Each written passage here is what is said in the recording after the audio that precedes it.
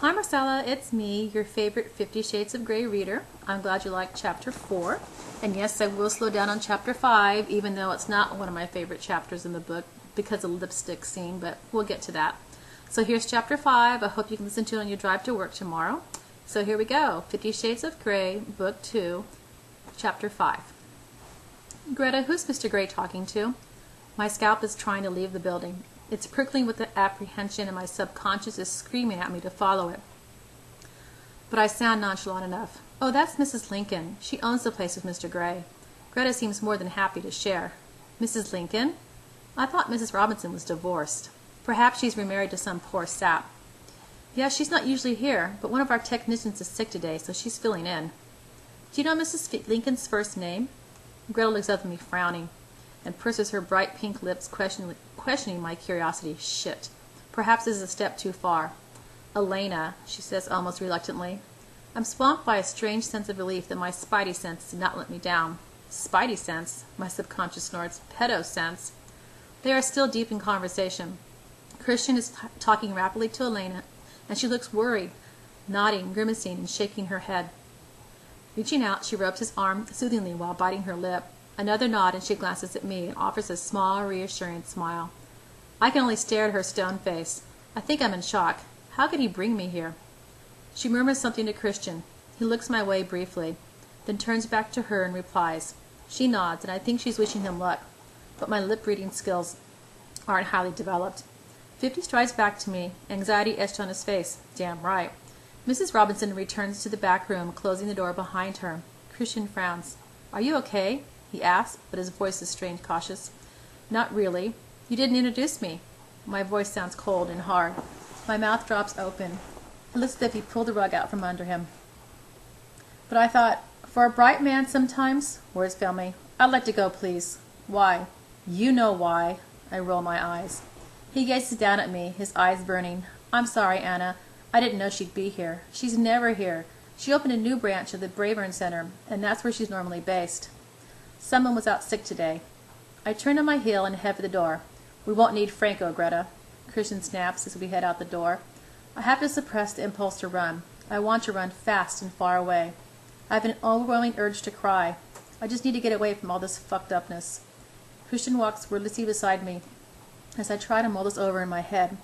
Wrapping my arms around myself protectively, I keep my head down and avoid the trees on 2nd Avenue. Wisely, he makes no move to touch me. My mind is boiling with unanswered questions. Will Mr. Evasive ever fess up? You used to take your subs there, I snapped. Some of them, yes, he says, quietly, his tongue clipped. Layla? Yes. That place looks very new. It's been refurbished recently. I see. So Mrs. Robinson met all your subs? Yes. Did they know about her? No, none of them did. Only you. But I'm not your sub. No, you most definitely are not. I stop and face him. His eyes are wide and fearful. His lips are pressed into hard, uncompromising lines. Can't you see how fucked up this is, Christian? I glare up at him and my voice low. Yes, I'm sorry. He has the grace to look contrite. I want to get my hair cut, preferably somewhere where you haven't fucked either the staff or the clientele. He flinches. Now, if you'll excuse me. You're not running, are you? He asked. No, I just want to get a damn haircut. Somewhere where I can close my eyes and have someone wash my hair and forget all about this baggage that accompanies you. He runs his hand through his hair. I can have Franco come to the apartment or your place, he says quietly. She's very attractive. He blinks. Yes, she is. Is she still married? No, she divorced about 5 years ago. Why aren't you with her? Because that's over between us. I've told you this. His brow creases suddenly. Holding his finger up, he fishes his BlackBerry out of his jacket pocket. It must be vibrating because I didn't hear it ring. Welch, he snaps, then listens. We are standing on 2nd Avenue, and I gaze in the direction of the large sapling in front of me, its leaves the newest green. People bustle past us, lost in their Saturday morning chores, no doubt contemplating their own personal dramas. I wonder if they include stalker ex-submissives, stunning ex-doms, and a man who has the concept of privacy and has no concept of privacy under U.S. law. Killed in a car crash? When? Christian interrupts my reverie. Oh no, who? I listen more closely. That's twice that bastard's not been forthcoming. He must know. Does he have no feeling for her whatsoever? Christian shakes his head in disgust. This is beginning to make sense. No, explains why, but not here. Christian glances around as if he's searching for something, and I find myself mirroring his actions.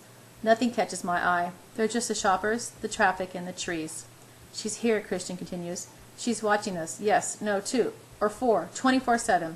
I haven't broached that yet. Christian looks at me directly. Broached what? I frown, and he regards me warily. What? He whispers and pales, his eyes widening. I see. When? That recently? But how? No background checks? I see. Email the name and address and photos if you have them. 24/7 from this afternoon. Establish liaison with Taylor. Christian hangs up. Well, I ask, exasperated. Is he going to tell me? That was Welch. Who's Welch? My security advisor. Okay, so what's happened? Layla left her husband about 3 months ago and ran off with a guy who was killed in a car accident 4 weeks ago. Oh. The asshole shrink should have found that out, he says angrily. Grief, that's what it's come to. He holds out his hand, and I automatically place mine in it before I snatch it away again. Wait a minute. We were in the middle of a discussion about us, about her, your Mrs. Robinson. Christian's face hardens. She's not my Mrs. Robinson. We can talk about it at my place. I don't want to go to your place. I want to get my hair cut, I shout. If I could just focus on this one thing. He grabs the BlackBerry from his pocket and dials a number. Greta, Christian Gray. I want Franco at my place in an hour. Ask Mrs. Lincoln. Good. He puts his phone away. He's coming at 1. Christian, I sputter, exasperated. Anastasia, Layla is obviously suffering a psychotic break. I don't know if it's you or me she's after, or what length she's prepared to go to. We'll go to your place, pick up your things, and you can stay with me until we've tracked her down. Why would I want to do that? So I can keep you safe. But, he glares at me. You are coming back to my apartment if I have to drag you there by your hair. I gape at him. This is beyond belief. 50 Shades and glorious Technicolor. I think you're overreacting. I don't. We can continue our discussion back at my place. Come. I cross my arms and glare at him. This has gone too far. No, I state stubbornly. I have to make a stand. You can walk or I can carry you. I don't mind either way, Anastasia. You wouldn't dare. I scowl at him. Surely he wouldn't make a scene on 2nd Avenue. He half smiles at me, but the smile doesn't reach his eyes. Oh, baby, we both know that if you throw down the gauntlet, I'll be more than happy to pick it up. We glare at each other, and abruptly he sweeps down, clasps me around my thighs, and lifts me. Before I know it, I am over his shoulder. Put me down, I scream. Oh, it feels so good to scream. He starts striding along 2nd Avenue, ignoring me, clasping his arm firmly around my thighs. He swats my behind with his free hand. Christian! I shout. People are staring. Could this be any more humiliating? I'll walk! I'll walk! He puts me down, and before he's even stood upright, I stomp off in the direction of my apartment, seething, ignoring him. Of course he's by my side in moments, but I continue to ignore him. What am I going to do? I am so angry, but I'm not even sure what I'm angry about. There's just so much. As I stalk back home, I make a mental list. 1. Over the shoulder, carrying, unacceptable for anyone over the age of 6. 2. Taking me to a salon that he owns with his ex-lover. How stupid can he be? 3. Same place he took his submissives. Same. Stupidity at work here. 4. Not even realizing that this was a bad idea, and he's supposed to be a bright guy. 5. Having crazy ex-girlfriends. Can I blame him for this? I'm so furious. Yes, I can. 6. Knowing my bank account number. Now that's just stalkery by half. 7. Buying SIP. He's got more money than sense. 8. Insisting I stay with him. The threat from Layla must be worse than he feared. He didn't mention that yesterday. Realization dawns. Something's changed. What could that be? I halt, and Christian halts with me. What's happened? I demanded. He knits his brow. What do you mean? With Layla? I've told you. No, you haven't. There's something else you didn't insist. There's something else. You didn't insist that I go to your place yesterday. So what's happened? He shifts uncomfortably. Christian, tell me! I snap. She's managed to obtain a concealed weapons permit yesterday. Oh, shit. I gaze at him blinking and feel the blood drain from my face as I absorb the news. I may faint. Suppose she wants to kill him. No! This means she can buy a gun, I whisper. Anna, he says, his voice full of concern. He places his hands on my shoulders, pulling me close to him. I don't think she'll do anything stupid, but I just don't want to take the risk with you. Not me. What about you? I whisper. He frowns down at me, and I wrap my arms around him and hug him hard, my face against his chest. He doesn't seem to mind. Let's get back, he murmurs, and he reaches down and kisses my hair, and that's it. All my fury is gone, but not forgotten, dissipated under the threat of some harm coming to Christian. The thought is unbearable. Solemnly, I pack a small case, and place my Mac, the BlackBerry, my iPad, and the Charlie Tango balloon in my backpack. Charlie Tango's coming too? Christian asks. I nod and he gives me a small, indulgent smile. Ethan is back Tuesday, I mutter. Ethan? Kate's brother. He's staying here until he finds a place in Seattle. Christian gazes at me blankly, but I notice the frostiness creep into his eyes. Well, it's good that you'll be staying with me. Give him more room, he says quietly. I don't know that he's got the keys. I'll need to be back then. Christian says nothing. That's everything. He grabs my case and we head out the door. As we walk around to the back of the building to the parking lot, I'm aware that I'm looking over my shoulder. I don't know if it's my paranoia has taken over or if someone's really watching us. Christian opens the passenger door of the Audi and looks at me expectantly. Are you getting in? He asks. I thought I was driving. No, I'll drive. Something wrong with my driving? Don't tell me you know what I scored on my driving test. I wouldn't be surprised with your stalking tendencies. Maybe he knows that I just scraped through on the test. Get in the car, Anastasia, he snaps angrily. Okay.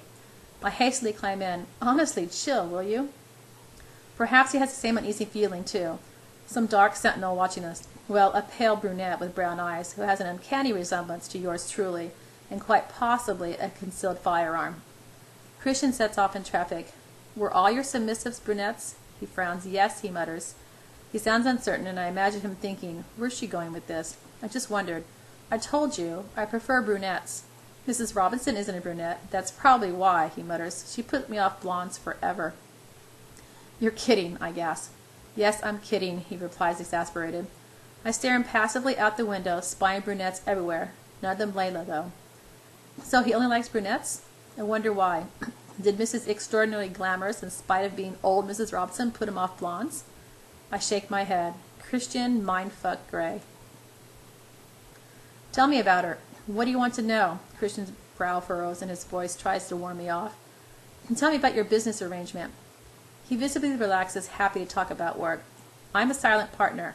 I am not particularly interested in the beauty business, but she's built it into a successful venture. I just invested and helped her get started. Why? I owed it to her.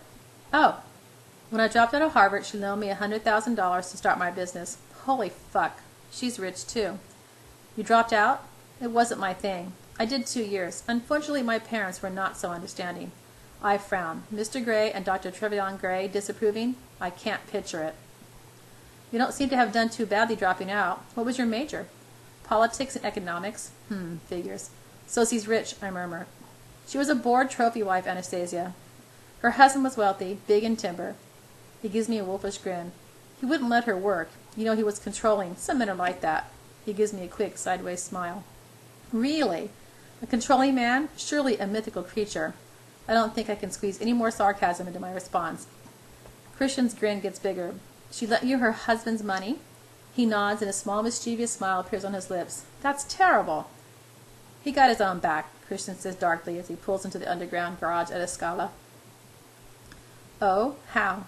Christian shakes his head, as if recalling a particularly sour memory, and parks beside the Audi Quattro SUV. Come, Franco will be here soon. In the elevator, Christian peers down at me. Still mad at me? He asks matter-of-factly. Very. He nods. Okay, he says, and stares straight ahead. Taylor is waiting for us when we arrive in the foyer. How does he always know? He takes my case. Has Welch been in touch? Christian asks. Yes, sir. And? Everything's arranged. Excellent. How's your daughter? She's fine, thank you, sir. Good. We have a hairdresser arriving at 1, Franco De Luca. Miss Steele? Taylor nods at me. Hi, Taylor. You have a daughter? Yes, ma'am. How old is she? She's 7. Christian gazes at me impatiently. She lives with her mother, Taylor clarifies. Oh, I see. Taylor smiles. This is unexpected. Taylor's a father? I follow Christian to the great room and intrigued by this information. I glance around. I haven't been here since I walked out. Are you hungry? I shake my head. Christian gazes at me for a beat and decides not to argue. I had to make a few calls. Make yourself at home. Okay. Christian disappears into his study, leaving me standing in the huge art gallery he calls home and wondering what to do with myself. Clothes. Picking up my bag, I wander upstairs to my bedroom and check out the walk-in closet. It's still full of clothes, all brand new with price tags still attached. 3 long evening dresses, 3 cocktail dresses, and 3 more for everyday wear. All this must have cost a fortune. I checked the tag on one of the evening dresses. $2,998. Holy fuck. I slinked to the floor. This isn't me.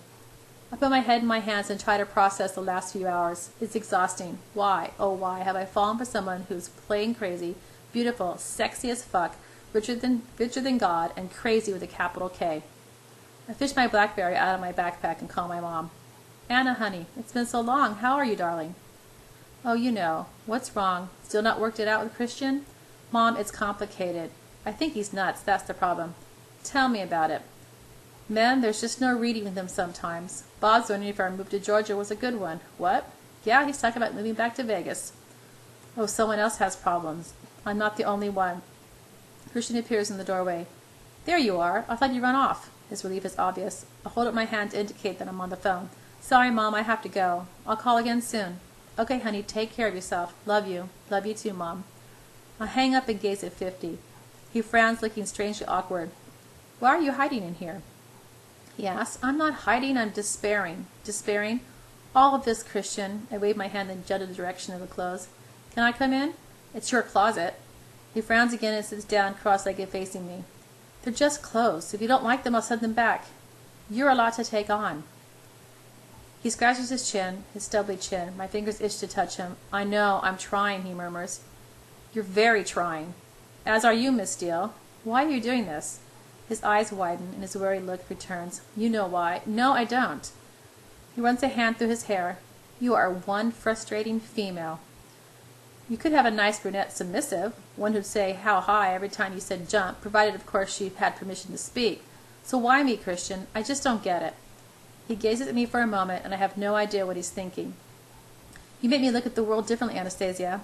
You don't want me for my money. You give me hope, he says softly. What? Mr. Cryptic is back. Hope for what? He shrugs. More.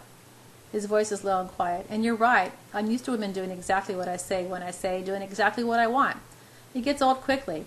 There's something about you, Anastasia, which calls to me on some deeper level. I don't understand. It's a siren's call. I can't resist you, and I don't want to lose you. He reaches forward and takes my hand. Don't run, please. Have a little faith in me, and a little patience, please. He looks so vulnerable. It's disturbing. Leaning up on my knees, I bend forward and kiss him gently on his lips. Okay, faith and patience. I can live with that. Good, because Franco's here. Franco is small, dark, and gay, and I love him. Such beautiful hair, he gushes, with an outrageously, probably fake Italian accent. I bet he's from Baltimore or somewhere. But his enthusiasm is infectious. Christian leaves us both in the bathroom, exits hurriedly, and re-enters carrying a chair from his room. I'll leave you two to it, he mutters. Grazie, Mr. Gray. Franco turns to me. Bene, Anastasia, what shall we do with you? Christian is sitting on the couch, plowing through what look like spreadsheets. Soft, mellow classical music drifts through the great room. A woman sings passionately, pouring her soul into the song. It's breathtaking. Christian glances up and smiles, distracting me from the music. See? I tell you, he like it, Franco enthuses. You look lovely, Anna, Christian says appreciatively. My work here is done, Franco exclaims. Christian rises and strolls toward us. Thank you, Franco. Franco turns, grasps me in an overwhelming bear hug, and kisses both my cheeks. Never let anyone else be cutting your hair, bellissima Anna. I laugh, embarrassed by his familiarity. Christian shows him to the foyer and returns moments later. I'm glad you kept it long, he says as he walks toward me, his eyes bright. He takes a strand between his fingers. So soft, he murmurs, gazing down at me. Are you still mad at me? I nod, and he smiles. What precisely are you mad about? I roll my eyes. You want the list?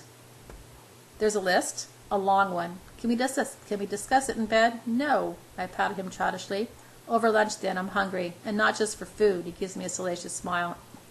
I'm not going to let you dazzle me with your sexpertise. He stifles a smile. What is bothering you specifically, Miss Steele? Spit it out. Excuse me. What's bothering me? Well, there's your gross invasion of my privacy. The fact that you took me someplace where your ex-mistress works and used to take all your subs to have their bits waxed. You manhandled me in the street like I was 6 years old, and to cap it all off, you let Mrs. Robinson touch you. My voice had risen to a crescendo. He raises his eyebrows, and his good humor vanishes. That's quite a list. But just clarify once more, she is not my Mrs. Robinson. She can touch you, I repeat. He purses his lips. She knows where. What does that mean? He runs both hands through his hair and closes his eyes briefly as if he is seeking divine guidance of some kind. He swallows. You and I don't have any rules. I have never had a relationship without rules, and I never know where you're going to touch me. It makes me nervous. Your touch completely... He stops searching for the words. It just means so much more. So much more. More? His answer is completely unexpected, throwing me, and there's a little word with the big meaning hanging between us. My touch means more. How am I supposed to resist when he says this stuff? Gray's eyes search mine, watching with apprehension. Tentatively, I reach out, and apprehension shifts to alarm. Christian steps back, and I drop my hand. Hard limit, he whispers, a pained, panicked look on his face. I can't help but feel a crushing disappointment. How would you feel if I couldn't touch you? Devastated and deprived, he says immediately. Oh, my 50 shades. Shaking my head, offer him a small, reassuring smile, and he relaxes. You'll have to tell me exactly why this is a hard limit one day, please. One day, he murmurs, and seems to snap out of his vulnerability in a nanosecond. How can he switch so quickly? He's the most capricious person I've ever known. So the rest of your list, invading your privacy? His mouth twists as he contemplates this. Because I know your bank account number? Yes, that's outrageous. I do background checks on all my submissives. I'll show you. He turns and heads for the study. I dutifully follow him, dazed. From a locked filing cabinet, he pulls out a manila folder. Typed on the tab, Anastasia Rose Steele. Holy fucking shit, I glare at him. He shrugs apologetically. You can keep it, he says quietly. Well, gee, thanks, I snap. I flick through the contents. He has a copy of my birth certificate, for heaven's sake. My hard limits, the non-disclosure agreement, the contract, geez, my social security number, resume, and employment records. So you knew I worked at Clayton's? Yes. It wasn't a coincidence you just dropping by. No. I don't know whether to be angry or flattered. This is fucked up, you know that? I don't see it that way. What I do, I have to be careful. But this is private. I don't misuse the information. Anyone can get a hold of that if they have half a mind to, Anastasia. To have control, I need information. It's how I've always operated. He gazes at me, his expression guarded and unreadable. You do misuse the information. You deposited $24,000 that I didn't want into my account. His mouth presses into a hard line. I told you that's what Taylor managed to get for your car. Unbelievable, I know, but there you go. But the Audi, Anastasia, do you have any idea how much money I make? I flush. Why would I? I don't need to know the bottom line of your bank account, Christian. His eyes soften. I know. That's one of the things I love about you. I gazed at him, shocked. Love about me? Anastasia, I earn roughly $100,000 an hour. My mouth drops open. That is an obscene amount of money. $24,000 is nothing. The car, the test books, the clothing, they're nothing. His voice is soft. I gaze at him. He really has no idea. Extraordinary. If you were me, how would you feel about all this largesse coming your way, I ask. He stares at me blankly, and there it is, his problem in a nutshell, empathy, or the lack thereof. The silence stretches between us. Finally he shrugs. I don't know, he says, and he looks genuinely bemused. My heart swells. That is it. The crux of 50 Shades, surely. He can't put himself in my shoes. Well, now I know. It doesn't feel great. I mean, you're very generous, but it makes me uncomfortable. I've told you that enough times. He sighs. I want to give you the world, Anastasia. I just want you, Christian, not all the add-ons. They're part of the deal, part of what I am. Well, this is going nowhere. Shall we eat? I ask. The tension between us is draining. He frowns. Sure. I'll cook. Good, otherwise there's food in the fridge. Mrs. Jones is off on the weekends. So you get to eat cold cuts. On the weekends? No. Oh? He sighs. My submissives cook, Anastasia. Oh, of course, I flush. How could I be so stupid? I smile sweetly at him. What would Sir like to eat? Whatever Madame can find, he says darkly. Inspecting the impressive contents of the fridge, I decide on a Spanish omelet. There are even cold potatoes. Perfect. It's quick and easy. Christian is still in his study, no doubt invading some poor unsuspecting fool's privacy and compiling information.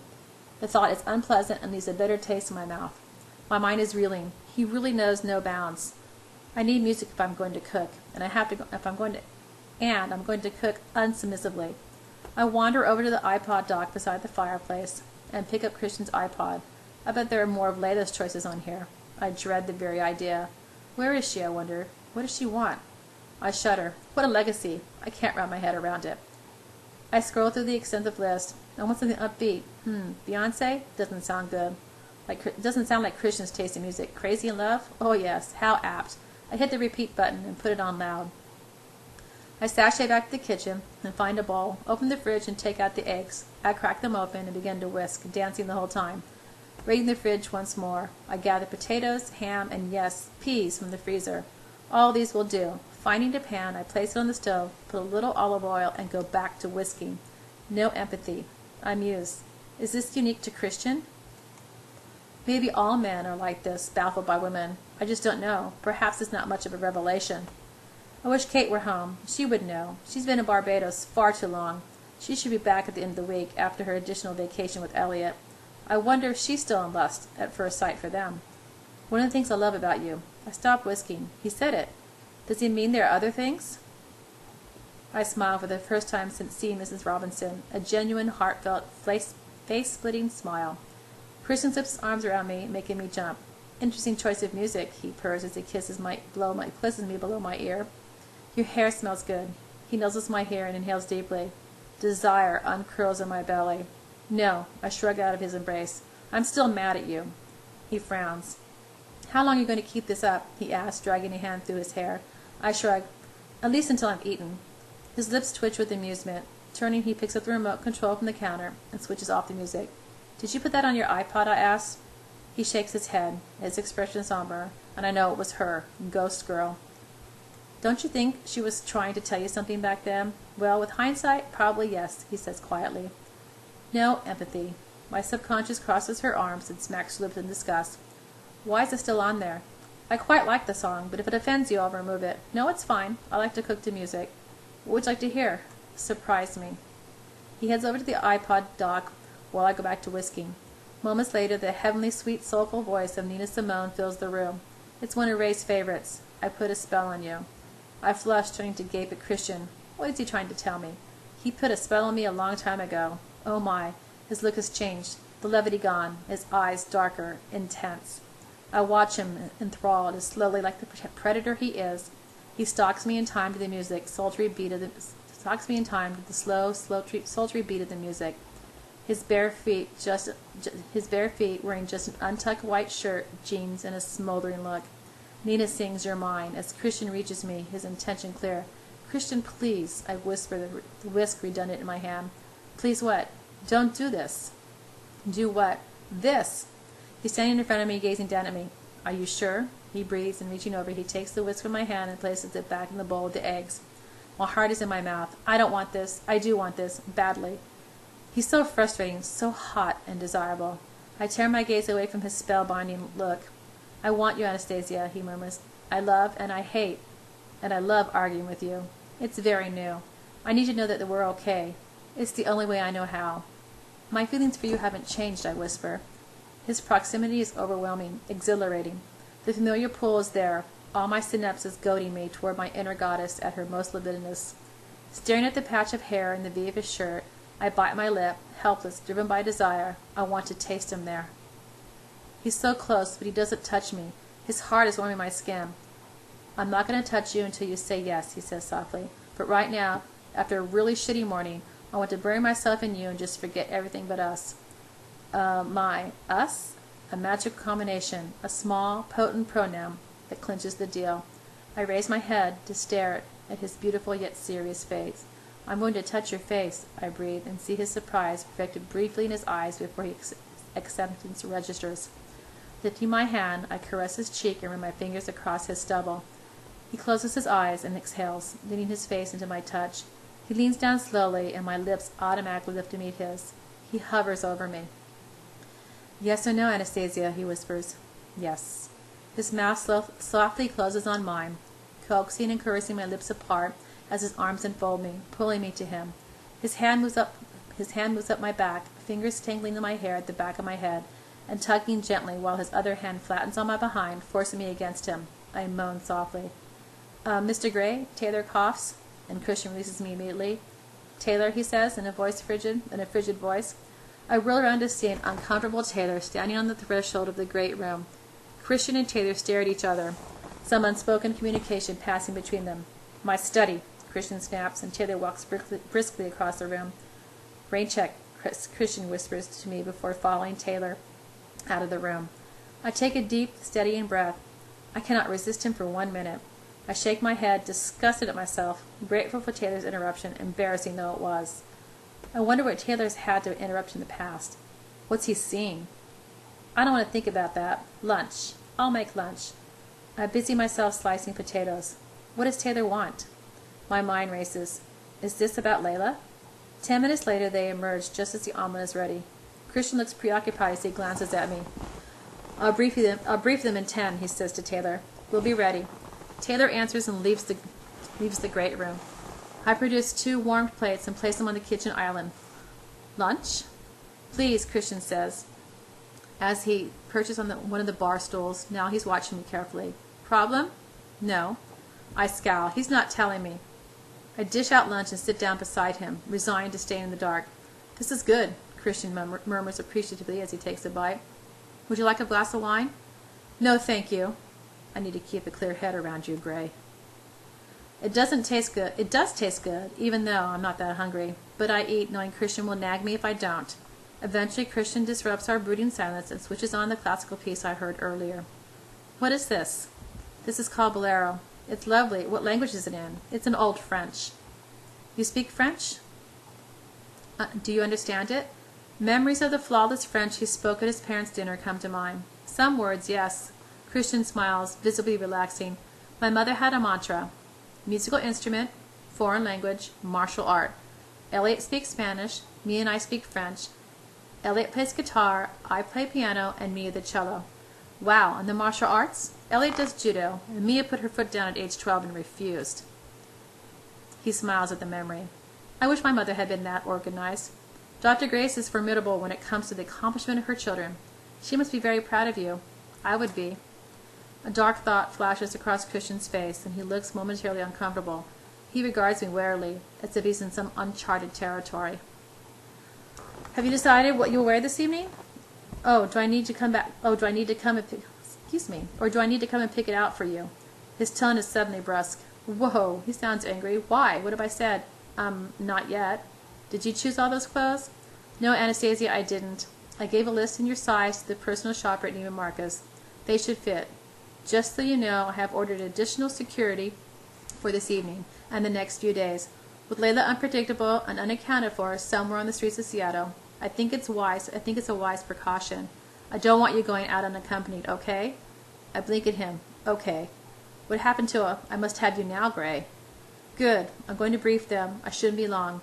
They're here? Yes. Where? Collecting his plate, Christian places it in the sink and disappears from the room. What the hell was that about? He's like several different people in one body. Isn't that a symptom of schizophrenia? I must Google that. I clear my plate, wash up quickly, and head back up to my bedroom carrying the Anastasia Rose Steele dossier. Back in the closet, I pull out the 3 long evening gowns. Which one? Lying down the bed, I gaze at my Mac, my iPad, and my BlackBerry.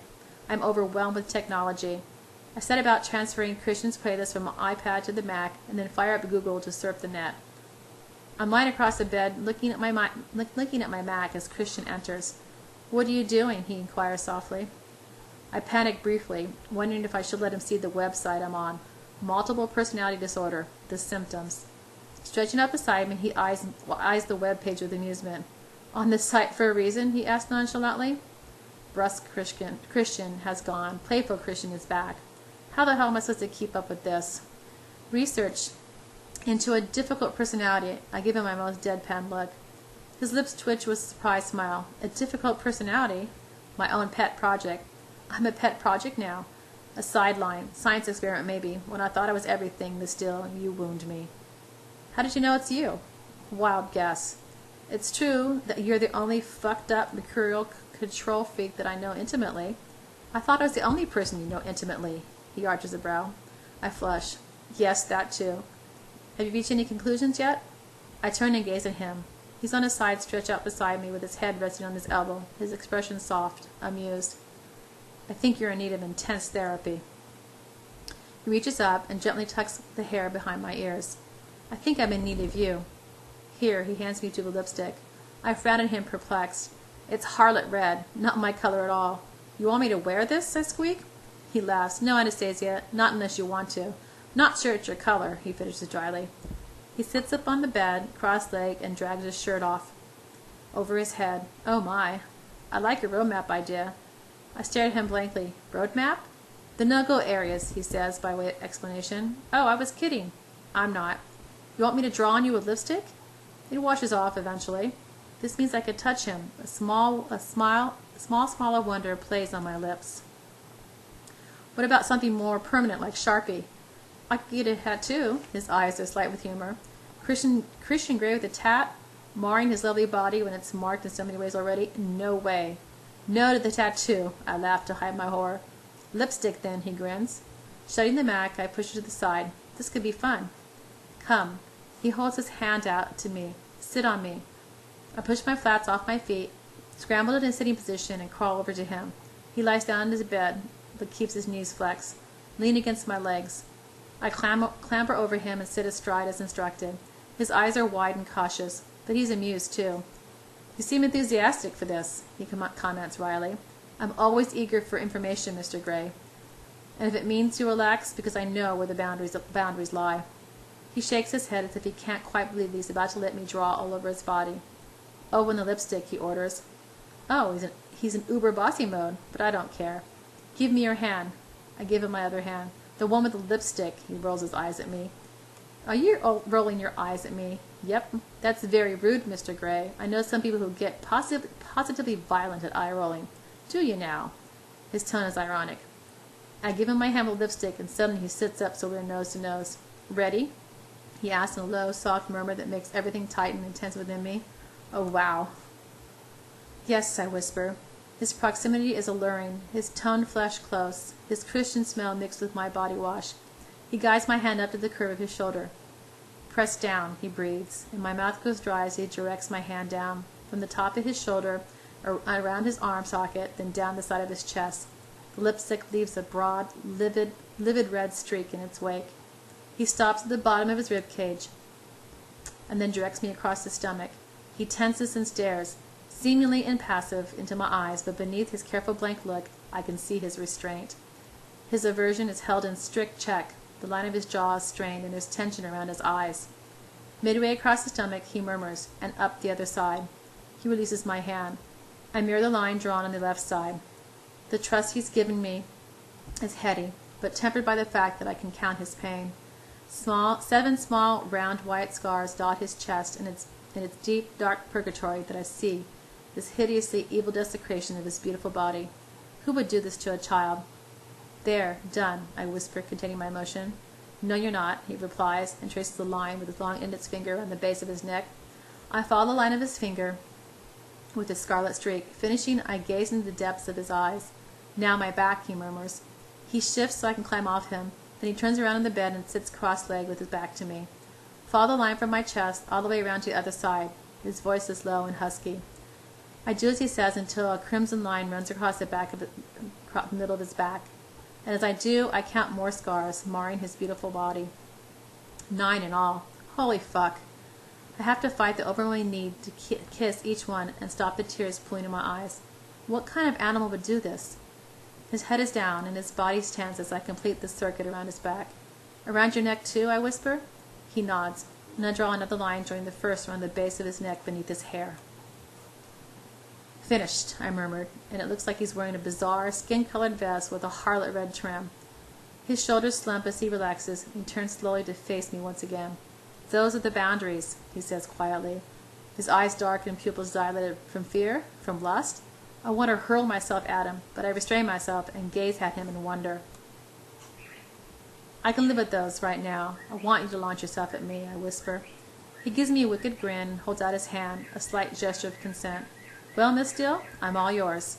I squeal with childish delight and catapult myself into his arms, knocking him flat.